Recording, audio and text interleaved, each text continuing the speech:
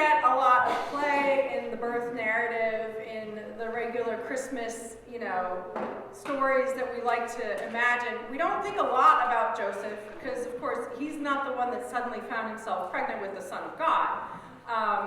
But Joseph is, of course, part of this story too. And I think it's interesting to listen to how Matthew describes him. He's a good guy, Joseph. He's a righteous man. And he's so thoughtful and kind to Mary that he's going to dismiss her quietly so that she doesn't have to live with the public shame of having been divorced or dismissed from her husband.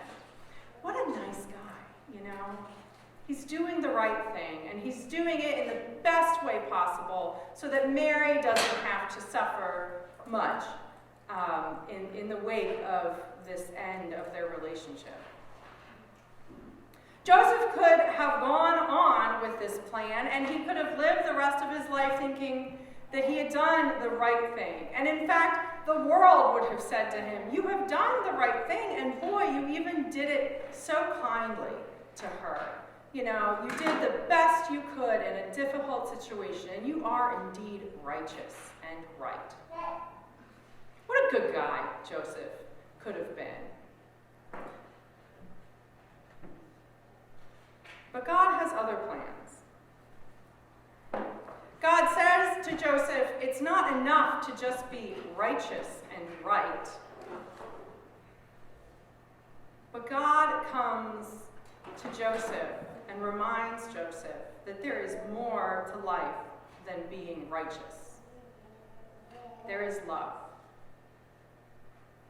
And love calls us more often than not to be something other than righteous or right. Love calls us into the murky and the difficult moments. Love calls us to do difficult things. Love calls us to turn aside from what the world would tell us is the good and righteous choice, and to do something far less easy. If Joseph had gone ahead with his righteous plan, he would have sidestepped the incarnation. He would have missed the birth of Christ. He would have been in the right. He would have been looked at and lauded by his neighbors and friends. But he would have missed Jesus. And I wonder, how often do we choose righteousness over love? How often do we do what the world says is the right choice, what we can justify, and yet which causes us to miss the incarnation? How often in our lives can we look at a situation and say, well, I'm doing the right thing? And we can go about the rest of our lives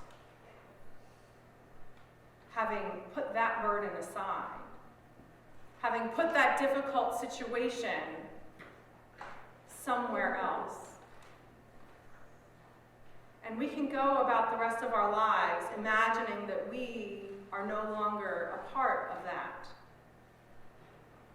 And we will be righteous and right. But we will not be living lives of love.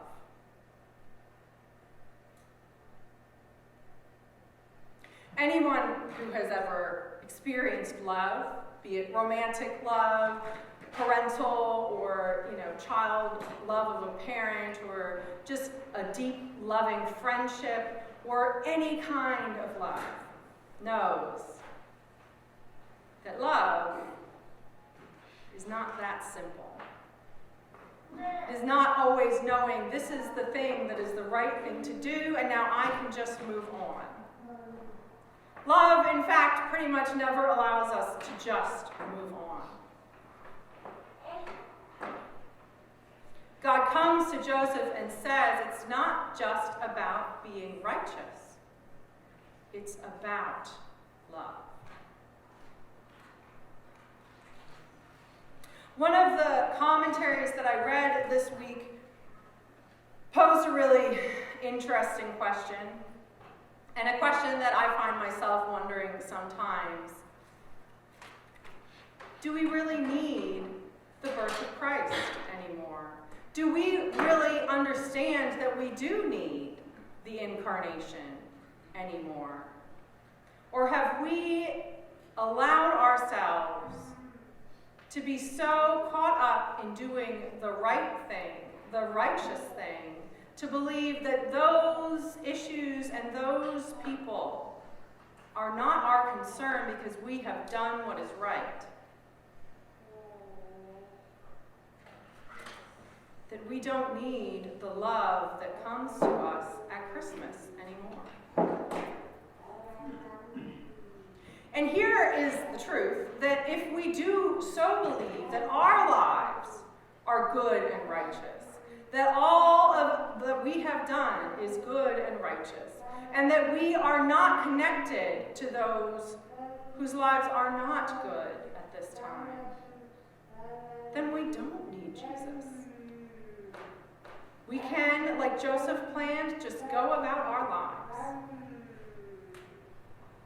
But we will miss the incarnation. We will miss the presence of Christ in our lives. God comes to us as love. And it is a biological fact that babies manipulate us into loving them.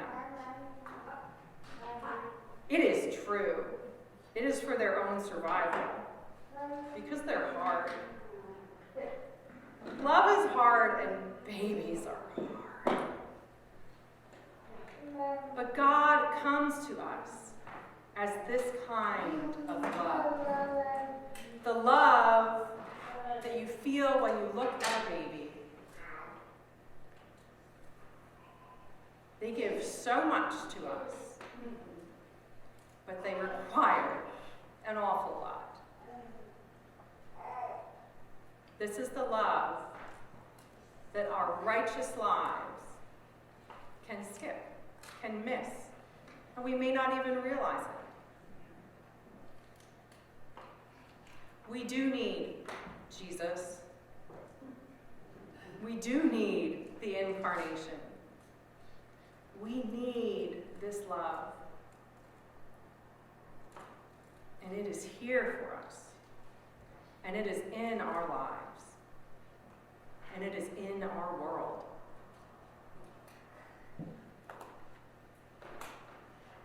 So every week, this Advent, we've been putting our prayers in the manger. We've been filling the manger with straw made of our hope and our joy and our peace prayers. And today, we will fill it with love. Remembering that in 2 days, as my daughter reminded me when she woke up this morning, the very first words out of her mouth were, "There's 2 more days." Just 2 more days. In 2 days, we will celebrate the birth of Jesus, who is laid in this manger that is full of our prayers of thanksgiving and our prayers of petition, full of our recognition of all that God has given us, and full of all that we need God to continue to give us. So today I want to invite you to think about your lives in the past year or whatever period of time works for you to look back on, and think about what moments of love, of God's love, have you experienced? Where in your life has there been a time, a choice, an interaction when there has been the right way to do it, but God has nudged you into love instead? Or perhaps, where has there been that moment, and looking back now, you see you nudged yourself in the other direction? we missed God's presence. Where today, in this moment or this week, you are allowed to write Christmas as a proper answer, is God coming to you as love? Where has God filled your heart and nudged you away from being righteous and towards entering into love? The messy, difficult love that God gives us. And where in the coming weeks and months and years do we need God's love to break into our lives and our world?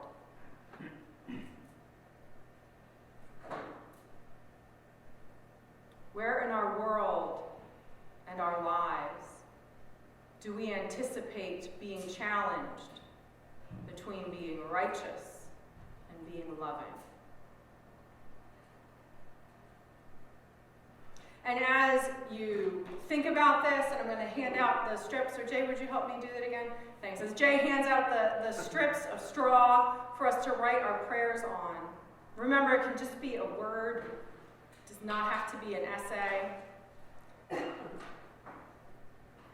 Know that all of these things, as we lay them in the manger, are known by God, are heard by God, and are answered by God.